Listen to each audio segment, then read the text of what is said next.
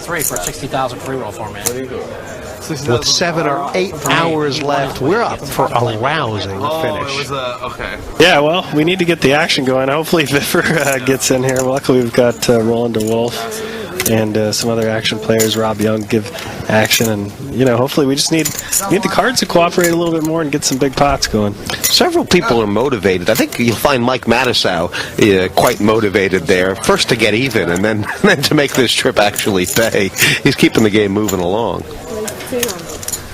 Yeah, he's definitely in search of getting some good situations to where maybe he can double up and start to be more aggressive. He's sort of handcuffed from being too super aggressive, given his stack size isn't super deep at this point. 575. And this such a typical thing. We've seen it often.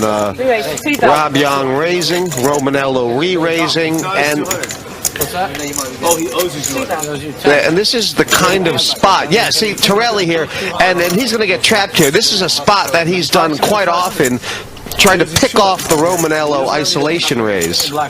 Yeah, and this is an interesting spot. I don't think really folding is too much of an option for Romanello, although if...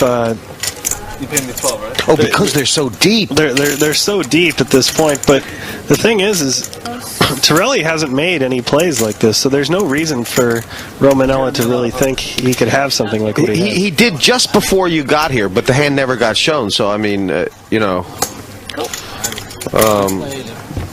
it with like an ace-3 or something like that. So Romanello, I mean, with the button, he has to flat there, and re-raising would just have gotten things really awkward for Robert. They would have to have a tremendous amount of history to, and potentially Robert could, or excuse me, Alec could get it in light with him, but that's just not going to happen this deep and without the history. So Romanello, after getting checked to, I'm a little surprised to see him check there. I thought he might have taken a stab at the pot, thinking maybe Torelli was on an ace-king or ace-queen himself. And he has to consider that Torelli could, I mean, I think he does, that Torelli could have some sort of air here, but maybe not. Yeah, poker pump back, yeah? Yeah, it's not really the type of flop where you expect Alec to be checking as a trap or to check raise. So I would have thought that Romanello would have taken a stab, and but now he's kind of got himself in a spot where he's not really sure what to think of what Alec Torelli might have. Torelli's got lots of outs, the 6 to the pair, and then all the bluffing cards. Like, is that a bluffing card? I mean, can he get this through? Should he try? I'm trying to think what Torelli has Romanello on. I'm sure he doesn't have him on anything too super special right now. A hand like pocket nines would make some sense, but he's not. That's not going to stop Alec from betting at this point. And I think Romanello is thoroughly confused. I mean, what hand would 4-bet pre-flop, check the flop, and bet the turn and river? Yeah.